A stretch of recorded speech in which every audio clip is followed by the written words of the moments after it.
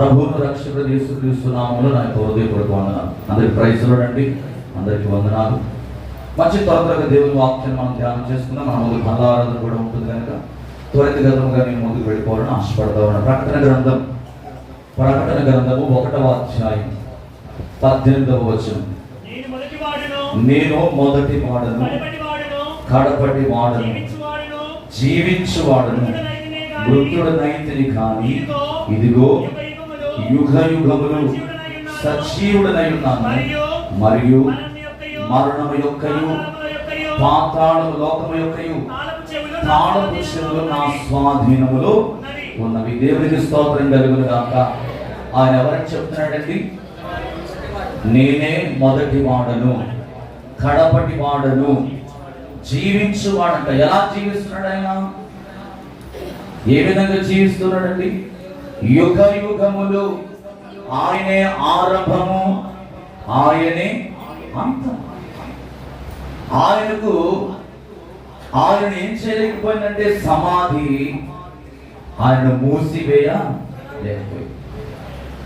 ఆ యొక్క మరియా ఉదయకాలంలో ఆ స్త్రీలు కొంతమంది వారు సుగంధ ద్రవ్యాలను పట్టుకొని ఆ సమాధి దగ్గరికి వచ్చినప్పుడు మనం ఉదయకాలం ధ్యానం చేశాము. ఆ రాయి చాలా పెద్ద రాయండి. ఆ రాయిని ఒకరిద్దరు తోస్తే అది కదిలే రాయి కాదు.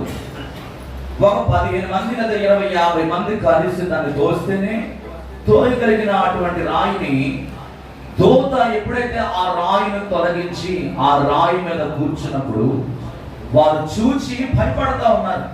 అప్పుడు దూత ఉంటుంది కదా, భయపడకుడి, సిలువ వేయబడిన యేసును మీరు ఎలాగో మృతులలో వెతుకుతున్నారు, ఆయన ఇక్కడ లేడు. దేవునికి స్తోత్రం కలుగును గాక. మొదటి పురుషుడైన ఆదాము ద్వారా వచ్చిన ఆ పాపము మానవ జీవితంలో ఏం తీసుకొచ్చిందండి? మరణాన్ని తీసుకొచ్చింది, శాపాన్ని తీసుకొచ్చింది. ఆ శాపపు ముళ్ళును విరిచి వేయడానికి నా ప్రభువు ఈ లోకానికి రావాల్సి వచ్చిందండి. దేవునికి స్తోత్రం కలుగును గాక. ఆయన అంటున్నాడు కదా, నేను మొదటి వాడను, కడపటి వాడను, జీవించువాడను, మృతుడనైతిని గాని ఇదిగో యుగ యుగములు నేను సజీవుడనై ఉన్నాను, మరియు మరణము యొక్కయు పాతాళ లోకము యొక్కయు తాళపు చెవులు. దేవునికి స్తోత్రం కలుగును గాక. మన ప్రభువు మన పాపముల నిమిత్తము ఆయన మృతి పొంది మనను నీతివంతులుగా తీర్చడానికి ఆయన 3వ దినాన తిరిగి లేచాడండి. ఆయన జయశాలుడై సమాధిని గెలిచిన దేవుడు ఆయన. రోమపత్రిక 6వ అధ్యాయము 9వ వచనంలో చదివితే మరణమునకును ఇకను ఆయన మీద ప్రభుత్వము లేదనియు ఎరిగి ఆయనతో కూడా జీవించమని. హల్లెలూయా, దేవునికి స్తోత్రం కలుగును గాక. మరణమునకు ఆయనకి ఏం లేదండి, ఆయన మీద ప్రభుత్వము లేదని ఎరిగి ఆయనతో కూడా మనము కూడా యుగ యుగాలు జీవించబోతా ఉన్నాం. దేవునికి స్తోత్రం కలుగును గాక. ప్రియమైన వాళ్ళారా, ఆదాము గారి జీవితాన్ని మీరు గమనిస్తే అతడు నేల మంటిలో నుండి అతడు తీయబడ్డాడు. మట్టి నుండి తీయబడి మళ్ళా ఏమైపోయాడు? ఆయన మట్టికి మార్చబడ్డాడు. అంటే దీని అర్థం ఏంటంటే మృతమైన సంతానమును అతడు కలిగి ఉన్నాడు. అదే సంతానములో నుండి మనము కూడా ఈ లోకములోనికి వచ్చాము. ఆయన దేవుని కుమారుడైనప్పటికీ ఆయనలో ఏమి లేదండి, ఏం లేదు. ఆదాములో ఏం లేదు, నిత్య జీవము లేదు, నిత్య జీవాన్ని పొందుకోలేకపోయాడు. పాపము ఒక మనిషి ఏం చేస్తుందంటే మరణానికి తీసుకుపెట్టు. కానీ 2వ ఆదామైన యేసుక్రీస్తు అదే పరలోకములో నుండి దేవుని కుమారుడుగా కడపటి ఆదాముగా పరలోకముల నుండి ఆయన వచ్చి ఉన్నాడు. ఆయన కూడా మంటి పాలయ్యాడు, మంటికి అప్పగించబడ్డాడు. కానీ ఆయన ఏమయ్యాడండి? మట్టిలో కలిసిపోలేదు. ఆయన పునరుత్థానుడై జయశాలి అయి ఆయన ఈ లోకములోనికి తిరిగి లేచి ఉన్నాడు. దేవునికి స్తోత్రం కలుగును గాక. ఒకానొక సమయంలో ఒక నాస్తికుడైన ఒక వ్యక్తి చాలా సంవత్సరాల నుండి ఈ యొక్క క్రీస్తు యొక్క పునరుద్ధానం మీద చాలా రీసెర్చ్ చేస్తా ఉన్నాడండి. ఒక నాస్తికుడు, దేవుడంటే అతనికి తెలియదు, అసలు దేవుడంటే కొంచెం కూడా ఆయనలో నమ్మకం లేదు. జాగ్రత్తగా దేవుడి మాటలు వినాలి. అయితే ప్రభువుని గురించి అతడు రీసెర్చ్ చేస్తాడు. ఎన్ని సంవత్సరాల నుంచి అంటే దాదాపుగా 30 సంవత్సరాల నుండి. ఏమని రీసెర్చ్ చేస్తున్నాడంటే, ఇదిగో భూప్రపంచం మీద పుట్టిన ప్రతి మానవుడు కూడా ఇప్పటి వరకు ఎంతో మంది చనిపోయారు, ఎంతో మంది సమాధి చేయబడ్డారు, ఎవరు కూడా లేపబడలేదు కదా. ఈ లోకంలో దేవుడు అనబడేవారు చాలా మంది ఉన్నారు, వారు కూడా మరణించారు, కానీ వారు కూడా లేవలేదు కదా. మరి యేసు ప్రభు లేచాడని చెప్పి క్రైస్తవులందరూ కూడా ఎందుకని ఆయన్ను హైలైట్ చేస్తున్నారు, ఆయన అంతగా గొప్పగా ఎందుకు పైకెత్తుతున్నారు ఆయన్ని అని చెప్పి, అసలు ఇందులో ఏంటి పరమార్థం, అసలు ఇందులో దాగి ఉన్న సీక్రెట్ ఏంటి, అసలు ఇది నిజమా కాదా అని చెప్పి 30 సంవత్సరాల నుండి నిర్విరామంగా ఆ యెరూషలేము ప్రాంతంలో ఉన్న ప్రదేశాలన్నీ కూడా అనువనువు అతడు రీసెర్చ్ చేస్తా ఉన్నాడట. రీసెర్చ్ చేస్తూ ఆయన హృదయంలో ఒక నిశ్చయము చేసుకున్నాడు. ఏంటంటే, ఇదిగో అతడు చాలా మంచి స్కాలర్ అన్నమాట, చాలా బుక్స్ రాశాడు. యవనస్తులను ప్రోత్సాహపరచడానికి ఎన్నెన్నో పుస్తకాలు రాసిన ఒక తత్వవేత్త అన్నమాట. అటువంటి వ్యక్తి అనుకున్నాడంట, ఏ నాటికైనా నేను ఎన్ని పుస్తకాలు రాసిన యేసు ప్రభు గురించి మాత్రమే ఒక పుస్తకం కూడా రాయకూడదు అనుకున్నాడంట. ఎన్నో పుస్తకాలు రాశాడు ఆయన, కానీ యేసు ప్రభు గురించి మాత్రం ఒక్క పుస్తకం కూడా నేను రాయకూడదు అనుకున్నాడు. ఆయన తిరిగి లేవలేదనడానికి ఎన్నో ఆధారాలు వెతకాలని పరిగెడతా ఉన్నాడు, ప్రయత్నం చేస్తున్నాడు. కానీ ఎన్ని ప్రయత్నాలు చేసినా, ఎంత ప్రయాణం చేసినా, యేసు ప్రభు మరణించి తిరిగి లేచాడు అని ఎంత సత్యమో ఆ సత్యాన్ని ఆ వ్యక్తి గ్రహించి యేసు ప్రభు కొరకు రాయను అనుకున్న పుస్తకాన్ని, ద రిజరెక్షన్ అనే ఒక పుస్తకాన్ని అతడు రాయడం జరిగింది అన్నమాట. దేవునికి స్తోత్రం కలుగును గాక. హల్లెలూయా.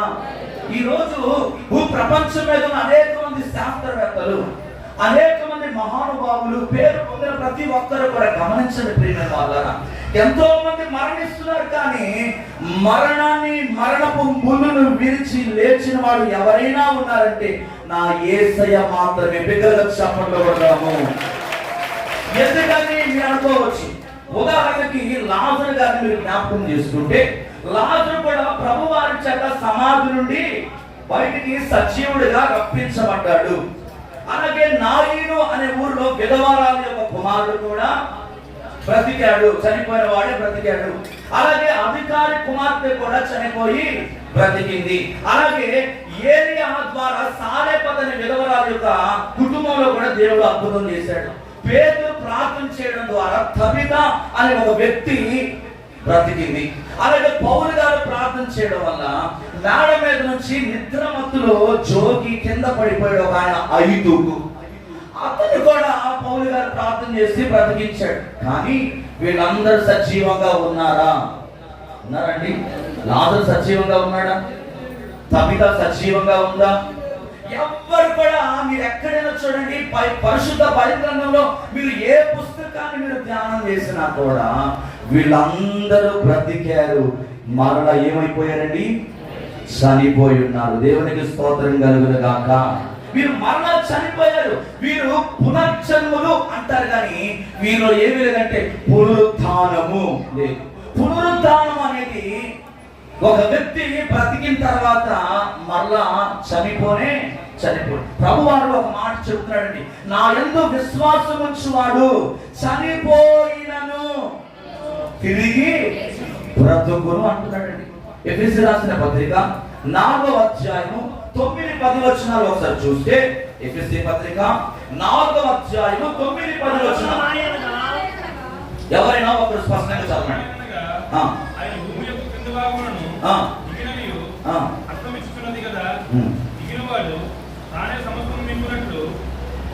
కలిపి చదవడం కొంచెం. ఆరోహణమాయను కదా, ఆయన భూమి యొక్క క్రింద భాగములకు దిగిననియు అర్థమిచ్చుచున్నది కదా. దిగినవాడు తానే సమస్తమును నింపునట్లు ఆకాశ మండలములన్నిటికంటే మరి పైకి ఆరోహణమైన వాడునై ఉన్నాడు. దేవునికి స్తోత్రం కలుగును గాక.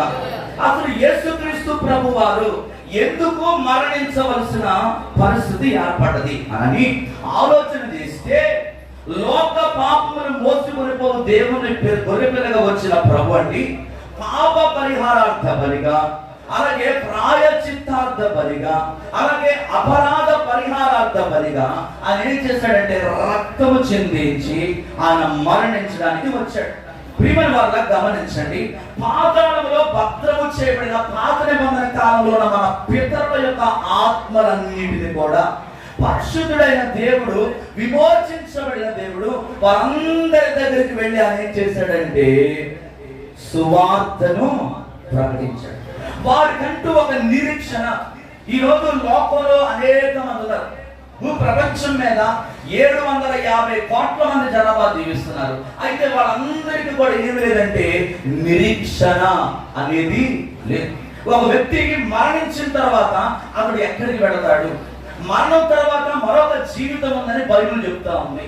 కానీ ఈ లోకంలో పుట్టిన మానవుడు మాత్రం ఈ యొక్క సత్యాన్ని ఏం చేయట్లేదు, గ్రహించలేకపోతున్నాడు. గ్రహించలేకనే తన ఇష్టానుసారంగా లోకంలో పాపము చేస్తూ, అపవిత్రమైన వాటిని ప్రేమిస్తూ, అపవిత్రమైన ప్రదేశాల్లో జీవిస్తూ దేవుడు తనకిచ్చిన జీవితాన్ని ఏం చేస్తున్నాడంటే అర్థాంతరముగా ముగిస్తూ ఉంటారు. అయితే అటువంటి వారందరినీ కూడా మరి రక్షించడానికి చెరగా ఆయన కొనిపోయి మనుషులందరినీ కూడా విమోచించడానికి మన పితరుల దగ్గరకు ఆయన వెళ్ళి ఆయన ఏం చేస్తున్నాడంటే ఇప్పుడు ఇదిగో పాతాళము యొక్క తాళపు చెవులు నా ఆధీనంలో ఉన్నవి, నేనే మార్గము సత్యము జీవము, నా ద్వారానే తప్ప ఎవరిని కూడా తండ్రి యొద్దకు చేరలేరని యేసుక్రీస్తు ప్రభువారు కంఠోపాతముగా ఆయన 3 దినముల తర్వాత ప్రియమైన వాళ్ళారా పాత నిబంధన కాలంలో ఉన్న ఆ పరదేశంలో ఉన్న ఆ పాతాళంలో ఉన్న వ్యక్తులందరి దగ్గరికి వెళ్ళి ప్రియమైన వాళ్ళారా సువార్త ప్రకటించినప్పుడు వారందరూ కూడా ఎక్కడికి వచ్చారంటే పరదేశంలోనికి వచ్చారు. ఇప్పుడు పాతాళము ఖాళీ అయిపోయింది. ఈ ఖాళీ అయిపోయిన పాతాళమును నింపడానికి ఈ రోజు సాతానుగాడు అనేక మంది ఏం చేస్తున్నాడు వాడుకుంటాం. చూద్దాం యోహాను సువార్త 6వ అధ్యాయం 41వ వచనం చదివితే, యోహాను సువార్త 6వ అధ్యాయం 41వ వచనం. కాబట్టి నేను పరలోకం నుండి దిగి వచ్చిన ఆహారమని యూదులు ఆయన గూర్చి సరుగుకొనుచు ఈయన యోసేపు కుమారుడైన యేసు కాడా ఏమంటున్నారండి? యేసు ప్రభు వారు సమాధిని జయించి ఆయన మృత్యుంజయుడిగా 3వ దినాన లెగిస్తే ఇదిగో ఆయన గురించి ఏమని చెప్తున్నారు? ఈయన యోసేపు కుమారుడైన యేసు కాడా. ఈయన తల్లిదండ్రులను మనం ఎరుగుదము కదా, నేను పరలోకం నుండి దిగి వచ్చి ఉన్నానని ఈయన ఎలాగూ చెప్పుచున్నాడు అని చెప్పి ఈ రోజు లోకంలో ఉన్న వాళ్ళందరూ ఏం చేస్తున్నారు? ఆయన నమ్మలేని స్థితిలో ఉంటా ఉన్నారు. ఈ రోజు ఇక్కడ ఉన్న వారిని నేను అడుగుతా ఉన్నాను, యేసుక్రీస్తు ప్రభు వారు సమాధిని జయించి తిరిగి లేచాడని ఎంతమంది నమ్ముతున్నారు? నమ్ముతున్నారండి? ఆయన లేచి ఉన్నాడని నువ్వు విశ్వసిస్తున్నావా? హల్లెలూయా. విశ్వసిస్తే నువ్వు ఎన్నడూ కూడా కలవరము. ఎన్నో వదంతులు వస్తాయండి, ఎన్నో అపోహలు లోకంలో ఈరోజు బయలుదేరి వస్తూ ఉన్నాయి. కానీ వాటన్నిటిని చూచి నువ్వేమవ్వకూడదు తెలుసా? ఏమవ్వకూడదు, వాటికి లోబడకూడదు. ఆయన ఆనాడు ప్రవక్తల ద్వారా పలికిన ఆ ప్రవచనము ఈ రోజు మన కళ్ళ ముందు కార్యసిద్ధి దాల్చి ఉన్నది. దేవునికి స్తోత్రం కలిగి. ఏ మనిషి వాడు చెప్పలేదండి, ఒక మనిషి కొరకు చేసిన పాపముల నిమిత్తమే మరణించి రక్తాన్ని చిందించి తిరిగి లేస్తానని చెప్పిన వారు ఈ లోకంలో ఎవరు కూడా లేరు, కానీ నా యేసు మాత్రమే. దేవునికి స్తోత్రం కలుగును. హల్లెలూయా. ఈ రోజు తన సొంత ప్రజలు నమ్మలేని స్థితిలో ఉంటా ఉన్నారు. తన పక్కన తిరిగిన వారు ఆయన లేచి ఉన్నాడంటే నమ్మలేకపోతా ఉన్నారు. నమ్మలేకపోతాం. ఈరోజు నమ్ముట నీ వలనైతే నమ్మువానికి సమస్తము. మొదటి పేతురు రాసిన పత్రిక 3వ అధ్యాయము 19-20 వచనం చదివితే, మొదటి పేతురు 3వ అధ్యాయము 19-20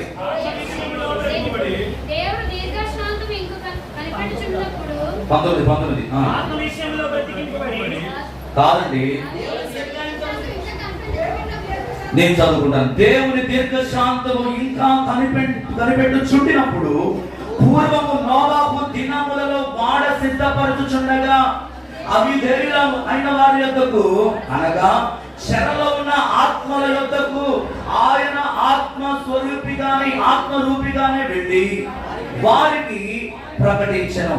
ఆ వాడలో కొందరు, అనగా 8 మంది నీటి ద్వారా రక్షణ పొందింది. దేవునికి స్తోత్రం కలుగును గాక. దేని ద్వారా అండి? దేవుని యొక్క దీర్ఘశాంతం ద్వారా. ఈ రోజు నువ్వు నీ క్రియను బట్టి నువ్వు రక్షించబడలేదు, తెలుసుకో. నువ్వు చేసే దాన ధర్మాన్ని బట్టి కాదు, మనం ఇచ్చే కానుకలు బట్టి కాదండి మనకు రక్షణ వచ్చింది.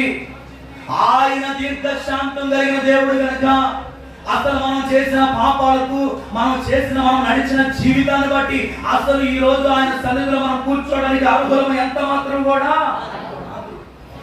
అందుకే పౌలు గారు చాలా స్పష్టంగా చెప్తా ఉన్నారు, ఏమనంటే దేవుని దీర్ఘశాంతము ఇంకా కనిపెట్టుచుండినప్పుడు.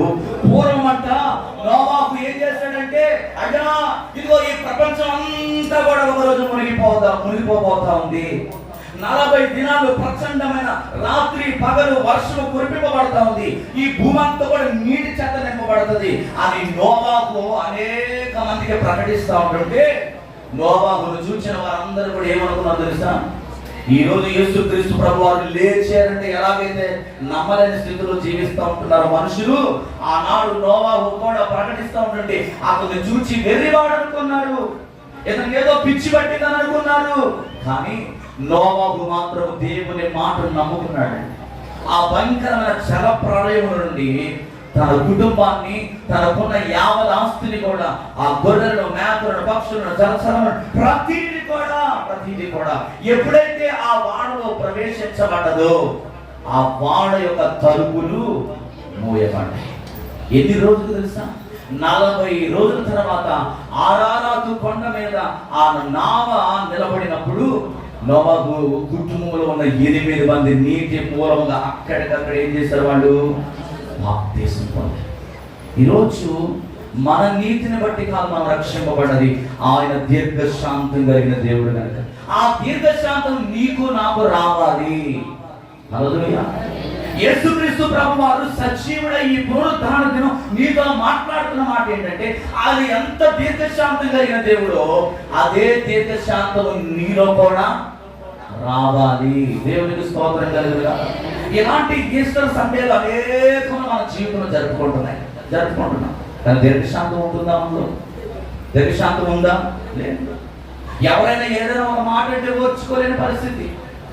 దేవుని మాటలు ఎన్నో వింటూ ఉన్నారు ఈరోజు చాలా మంది, కానీ ఏమి రావట్లేదంటే ఆత్మ పరివర్తన అనేది రావడం లేదు. శరీరం ఇక్కడే ఉంది కానీ ఆత్మ మాత్రం దేవుని ఆధీనంలో సమర్పించుకోలేని ఒక దుస్థితిలో చాలా మంది జీవిస్తూ ఉంటున్నారు. చూడండి ప్రియమైన వాళ్ళారా, ఇదే మొదటి పేతురు 4వ అధ్యాయం 6వ వచనం చదివితే, 4వ అధ్యాయం 6వ వచనము, మృతులు శరీర విషయంలో మానవరీత్యా తీర్పు పొందినట్లును ఆత్మ విషయంలో దేవుని బట్టి జీవించినట్లును వారికి కూడా సువార్త ప్రకటింపబడిన. దేవునికి స్తోత్రం కలుగును గాక. మృతులు ఏంటండి? శరీర విషయంలో మానవరీత్యా ఏ రీతిగా అయితే తీర్పు అనేది మనకు ఉందో అలాగే ఆత్మ విషయంలో కూడా దేవుడు మనల్ని జీవింపచేయనట్లుగా ఆయన మనకి ఏం ప్రకటించాడండి? సువార్తను ప్రకటించాడు. ఏంటా సువార్త అంటే? రోమపత్రిక 4:25 అంటాడు, ఆయన మన అపరాధము నిమిత్తము అప్పగింపబడి మనము నీతిమంతులుగా తీర్చబడుటకై లేపబడిన. దేవునికి స్తోత్రం కలుగును గాక.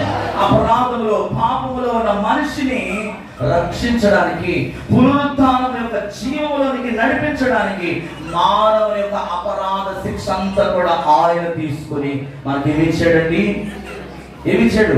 జీవపు పునరుత్థానము మనకి అనుగ్రహించాడు. ఇప్పుడు ఎవరో తెలుసా, మరణం గురించి నువ్వు భయపడాల్సిన అవసరం లేదు, మరణం గురించి నువ్వు చింతపడాల్సిన అవసరం లేదు.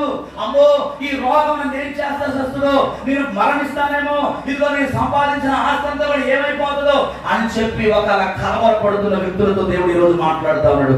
నువ్వు కలవరపడాల్సిన అవసరము లేదు. నువ్వు మరణిస్తే పరలోకములో నువ్వు కన్ను తెలుసు. ఓ మరణమా నీ ముళ్ళెక్కడా? ఓ మరణమా నీ విజయం ఎక్కడా? మరణపు ముళ్ళు పాపము, పాపముకున్న బలము. మరణమా నీ విజయం ఎక్కడని కేక వేసిన దేవుడు నా దేవుడు. దేవునికి స్తోత్రం కలుగు. మరణానికి ఉన్న బలం ఏంటంటే ధర్మశాస్త్రం. పాపము వలన మనిషిలోనికి మరణం వచ్చింది.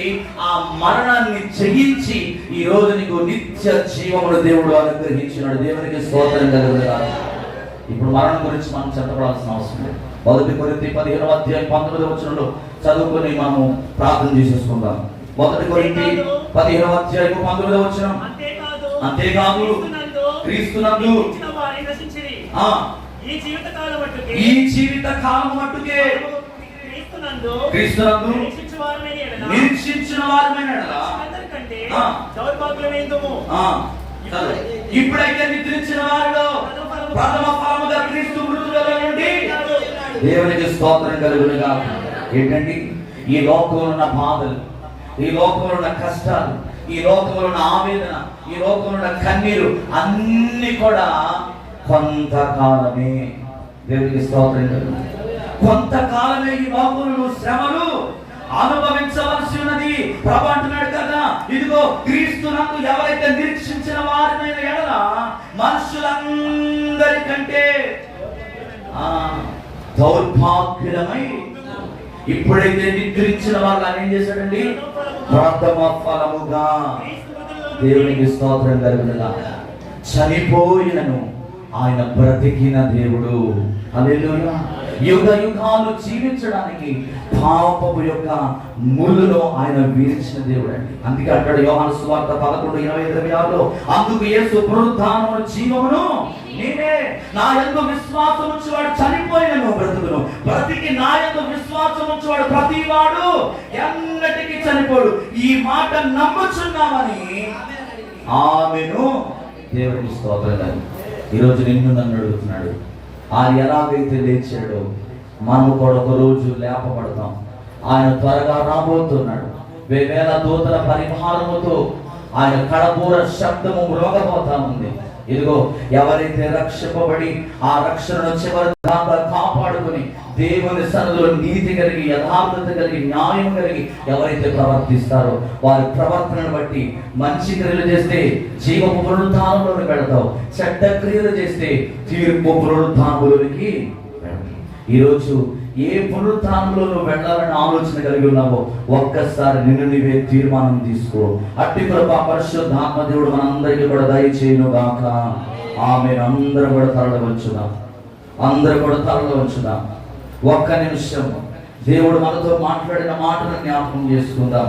ఇదిగో నేను మొదటి వాడను, నేను కడపటి వాడను, జీవించువాడను, మృతుడనైతిని గాని ఇదిగో యుగ యుగములు సజీవుడనై ఉన్నానని మరణము యొక్కయు పాతాళ లోకము యొక్కయు తాళపు చెవులాన స్వాధీనములు తీసుకున్నాడు. ఈరోజు ఆ మరణము నుండి, ఆ నిత్య మరణము నుండి నేను విడిపించిన ఆ దేవాది దేవుణ్ణి విశ్వాసముతో నిరీక్షణ కలిగి నీలో ఉన్న భయాన్ని విడిచిపెట్టి దేవుని సన్నిధిలో ఒక రోషం కలిగిన వ్యక్తిగా నీవు వాడబడాలన్నది దేవుని యొక్క ఆలోచన ఉన్నది.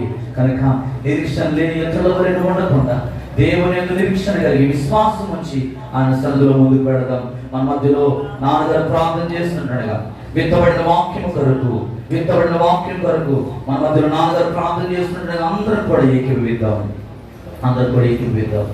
అందరు కంటూ వస్తుందాం. ఎవరు కూడా కట్టుకోవద్దు. స్తోత్రం ప్రభా, స్తుతి స్తోత్రం తండ్రి. పరిశుద్ధుడా వందనాలయ్యా. నిన్న నేడు ఏకీభవన దేవుడా నీకు వందనాలు స్తోత్రాలు ప్రభా. ఎన్నిసార్లు స్తుతించే రుణం తీర్చుకోలేమయ్యా. స్తోత్రము ప్రభా. నాయన గడిచిన ప్రభా, నాయన వారం నుంచి వారం వరకు ఎక్కడ భద్రపరచుకుని వందనాలు స్తోత్రాలు ప్రభా. పాడే పాటలో మీరు ఉన్నందుకు వందనాలు, దావీదు సంగీతంలో ప్రభా మీరు ఉన్నందుకు వందనాలు. అలాగే ప్రభా నాయన ఎంతమంది ప్రభా నాయన నీ 40 రోజులు ప్రభా ఉపవాసంతో ప్రభా పట్టుదలతో ప్రభా నీ సన్నిధిలో ప్రభా నాయన బాగురించి స్తుతించి వేడుకున్నందుకు వందనాలు. వాళ్ళందరికీ మీరు సాయం చేసి ప్రభా మీ హృదయాన్ని వాళ్ళ హృదయంగా మార్చి వాళ్ళ శక్తి బలంగా ఇచ్చి నడిపించినందుకు వందనాలు, స్తోత్రాలు ప్రభా. అలాగే ప్రభా నాయన నీ దాస్తుగా ప్రభా నాయన మాకు వర్తమానం అందించి ఉన్నారు తండ్రి, వందనాలు నాయన. మొదటి వాటిలో కట్టువాడును నాయన పునరుద్ధానమైన ఉన్నారు ప్రభా నాయన. అలాగే ప్రభా నాయన మేము పునరుద్ధానమైన ప్రభా నాయన నీ సన్నిధిలో ప్రభా ఎల్లప్పుడూ ప్రభా నాయన ప్రభా మోకరించి స్తుతించి బాధ్యత ఇచ్చే ప్రభా. అలాగే ప్రభా నాయన ప్రభా నీ పునరుద్ధానంతో ఉన్నాడు ప్రభా. ఈ 3 రోజులు ప్రభా నాయన మరణించి మళ్ళీ లేచి ప్రభా సజీవుడు అయి ప్రభా వచ్చి మాకందరికీ కనిపించేది వందనాలు, స్తోత్రాలు. అలాగే ప్రభా మేము కూడా నీలాగే ప్రభా నాయన మొదటి వాళ్ళలాగా ప్రభా కల్పన వాళ్ళగా ప్రభా బుద్ధి చేయగా ప్రభా నేను లేచే బిడ్డలుగా ప్రభా నీలో ప్రభా ఎల్లప్పుడూ ముందుకు నడిచే బిడ్డలుగా ప్రభా సజీవులుగా ఉండే బిడ్డలుగా తయారు చేయడం ప్రభా, వందనాలు ప్రభా. మమ్మల్ని చూసి ప్రభా అనేక మంది మారుమనసు పొందే భాగ్యం మాకు దయచేయండి అయ్యా. మా నీతి క్రియలు ప్రభా నన్ను సృష్టించండి ప్రభా. మాలో పాప క్రియలు తీసి ప్రభా నీతి వస్త్రాలు ధరించుకుంటే బిడ్డలుగా తయారు చేయండి ప్రభా. సోదరు పెట్టకుండా ఒకసారి మార్చండి ప్రభా, మారుమనసు కలగజేయండి. దినాలు ప్రభా మార్చండి ప్రభా. అలాగే మాకు దాసుల ప్రభా నాయన భార్య బిడ్డలను జీవించండి, ఆస్వాదించండి ప్రభా. నాయన దాసుల ప్రభా ఇంకా ప్రభా నూతన మర్మాలు చెప్పి భాగ్యం బిడ్డ దయచేయండి తండ్రి ప్రభా. అలాగే ప్రభా సోదరులను తెలివి జీవించండి, ఆస్వాదించండి నాయన. అలాగే ప్రభా వచ్చిన బిడ్డ ప్రభా ఎంతమంది వచ్చి ఉన్నారో ప్రభా, ఎంతమంది ప్రభా నాయన అనారోగ్యంగా వచ్చి ఉన్నారో ఆరోగ్య పరం దయచేయండి నాయన. శక్తి పరం నింపండి ప్రభా నాయన. నా ప్రభా నీ రాకరాజు అయితే ప్రభా నాయన ఎంతమంది రాలేదు ప్రభా మేము మళ్ళీ కలుసుకుంటే భాగ్యం మాకు అందరూ దయచేయండి. ఎక్కడెక్కడ ప్రభా నాయన నీ పునరుద్ధానం ప్రభా వాక్యాలు జరుగుతున్నాయో, ఎక్కడెక్కడ నీ సన్నిధులు జరుగుతున్నాయో ప్రతి ఒక్క ఉన్నాడండి, వందనాలు. అలాగే ప్రభా నీ దాసుల ప్రభా నీ బిడ్డల ప్రభా నా బిడ్డల ప్రభా ఇచ్చి ఉన్నారు ఎక్కడెక్కడ ఉన్నారు ప్రభా. ఆ బిడ్డల ప్రభా నాయన ప్రభా శాంతి సురేష్ బాబు, జాన్ బాబు, జాయల్ బాబు ప్రభా, ప్రదీప్ ప్రభా నాయన రమ్య ప్రభా నాయన స్వస్థ ప్రభా హాస్పిటల్ మందులు నాయన శాంతి ప్రభా నాయన వంట బాగుంది ప్రభా నీ బిడ్డలు ముట్టండి, స్వస్థపరచండి ప్రభా నాయన. మీరే తండ్రి స్తోత్రము. అలాగే ప్రభా వచ్చిన బిడ్డలందరినీ ప్రభా నేను పేరు దీవించండి ప్రభా. అలాగే మా ముందు ప్రభా నాయన నీ బల్ల ప్రభా నాయన నీ రక్తము నీ మా ప్రభా నీ మాంసం మా ముందున్నారు తండ్రి. మేము అనాలోచనగా తీసుకోకుండా ప్రభా మాలో పాపాలు తీసేసి మాలో ప్రభా శరీరక్తం తీసేసి ప్రభా మీ మంచి రక్తం పంపించే ప్రభా మా శరీర మాంసం తీసి మీ మంచి మాంసం పంపించి ప్రభా నీలో ప్రభా ఎల్లప్పుడూ ప్రభా నైనా నీతిగా నిజాయితీ జీవించే భాగ్యం మాకు అందరూ దయచేయండి తండ్రి ప్రభా. నా వల్ల తప్పుడు పొరపాటు క్షమించి ప్రభా నాయన నీలో ముందుకు నడిచే భాగ్యం నాకు, నా కుటుంబానికి, నా బిడ్డలకి ప్రభా, నా భార్యకి ప్రభా ఎల్లప్పుడూ ప్రభా నీలో ప్రభా పోరాడి ముందుకు నడుస్తుంది ప్రభా. బిడ్డ మంచి శక్తి బలం దయచేయండి.